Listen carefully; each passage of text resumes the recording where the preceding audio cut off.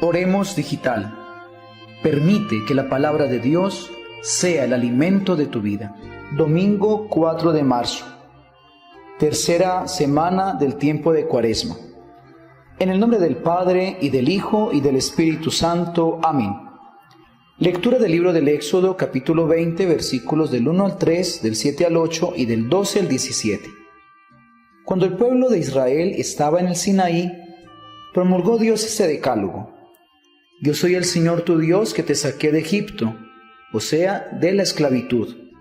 No tendrás otros dioses fuera de mí.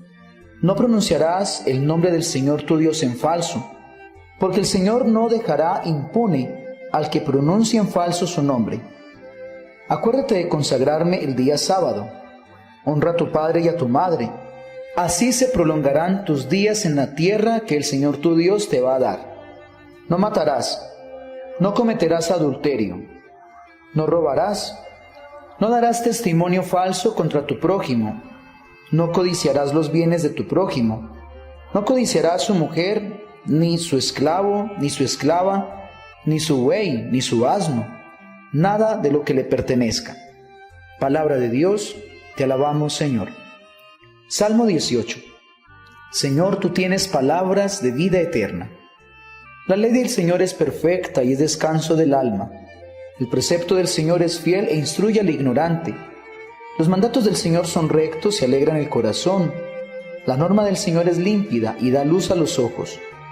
La voluntad del Señor es pura y eternamente estable. Los mandamientos del Señor son verdaderos y enteramente justos. Más preciosos que el oro, más que el oro fino, más dulces que la miel de un panal que destila.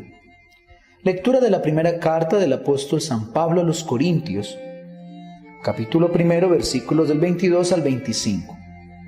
Hermanos, los judíos piden milagros y los griegos buscan sabiduría. Nosotros, en cambio, anunciamos un Mesías crucificado. Para los judíos, un escándalo; para los griegos, una insensatez. Pero para aquellos que Dios ha llamado, judíos o griegos, un Mesías, que es poder de Dios y sabiduría de Dios. Porque la insensatez de Dios es sabiduría mayor que la de los hombres, y la debilidad de Dios es poder mayor que el de los hombres. Palabra de Dios, te alabamos, Señor. Lectura del Santo Evangelio según San Juan, capítulo 2, versículos del 13 al 25.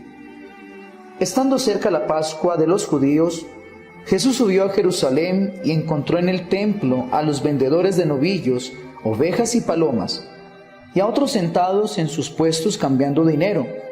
Entonces hizo un azote de cuerdas y los expulsó a todos del templo, lo mismo que los novillos y las ovejas, y tiró al suelo las monedas de los que cambiaban el dinero y les volcó las mesas. Y a los que vendían las palomas les dijo: Quiten esto de aquí. No sigan haciendo de la casa de mi Padre un mercado. Sus discípulos se acordaron de que está escrito: El celo por tu casa me devorará. Las autoridades judías se dirigieron a Jesús y le dijeron: ¿Qué pruebas nos das de que tienes derecho a hacer esto? Jesús les respondió: Destruyan este santuario y en 3 días lo reconstruiré. Las autoridades judías le replicaron: 46 años llevan restaurando este santuario, ¿y tú lo vas a reconstruir en 3 días? Pero el santuario del que él hablaba era su cuerpo. Así pues, cuando Jesús resucitó de entre los muertos, sus discípulos cayeron en la cuenta de que a eso se refería y dieron fe a la Escritura y a las palabras que había dicho Jesús. Mientras estuvo en Jerusalén para la fiesta de la Pascua, muchos creyeron en él, al presenciar las maravillas que realizaba. Pero Jesús no se fiaba de ellos, porque los conocía a todos y no tenía necesidad de que le informaran acerca de nadie. Él penetraba el interior de cada uno. Palabra del Señor, gloria a ti, Señor Jesús. Mis queridos amigos y hermanos en el Señor, tengan todos ustedes un feliz domingo. Hoy encontramos una serie de lecturas preciosas en el marco de este tercer domingo del tiempo de la Cuaresma. Y quiero comenzar, mis queridos hermanos, con esa segunda lectura de hoy, tomada de los Corintios en su primera carta, cuando Pablo nos recuerda de que Dios, que Jesús no es y no significa lo mismo para muchos. En ese tiempo los judíos pensaban una cosa, los griegos pensaban otra, pero los cristianos pensaban otra. Vamos a llevar esta palabra a nuestra actualidad, a nuestro tiempo, y fijémonos muy bien de qué significa Cristo para cada una de las personas de nuestra sociedad. Tal vez para muchos políticos de la nueva ola, para esos con tendencias de progreso, Jesús no fue más que un hombre que vino a colocar un estilo de filosofía arraigada para la época. Para tal vez un activista, Jesús fue un guerrillero, Jesús fue un rebelde. Para otros, Jesús no es más que un hombre que marcó la historia y que hace parte de uno de los libros más vendidos en el mundo. Para nosotros como cristianos, Jesús no puede entrar solamente como una filosofía, no puede entrar como un pensamiento o como un hombre de la época rebelde. Jesús para nosotros es el Hijo de Dios. Jesús para nosotros es el Salvador, es el Redentor. A Él debemos creerle porque precisamente fue el Padre Dios el que nos lo envió para que nosotros fuéramos salvados por Él. Así pues, que si usted, querido amigo, usted, querida amiga, que me está escuchando en este momento, piensa que Jesús no es más que un personaje, estás completamente equivocado, equivocada, porque Jesús tiene que ser para tu vida tu Salvador, tu salvación. Encontramos también en el Evangelio de hoy a Jesús un poco tal vez enojado, una ira santa, porque estaban los vendedores, los cambistas, haciendo en el templo lo que no se debía, negociando los animalitos de los sacrificios. Ustedes bien recuerdan, uno iba al templo de Jerusalén y sacrificaba un animal, pero lo debía llevar desde su casa, un animalito de su hogar.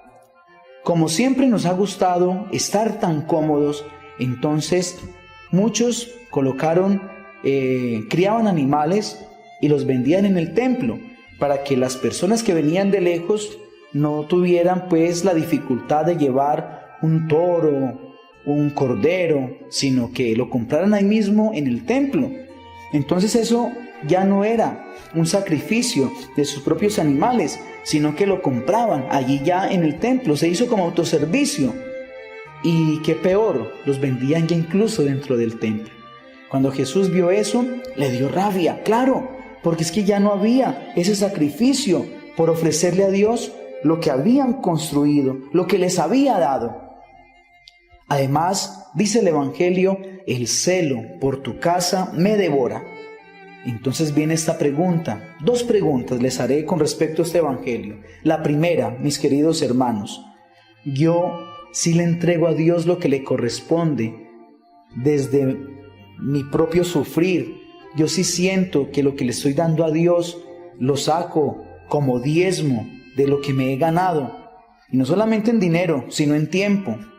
Porque tal vez Dios, recordemos que esto es bíblico, el diezmo es bíblico.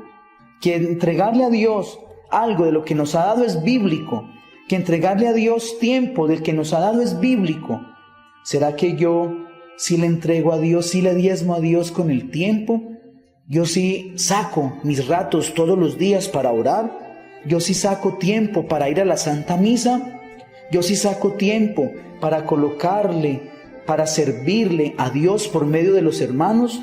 Yo sí saco de lo que me he ganado para darle a Dios y contribuirle a mi iglesia.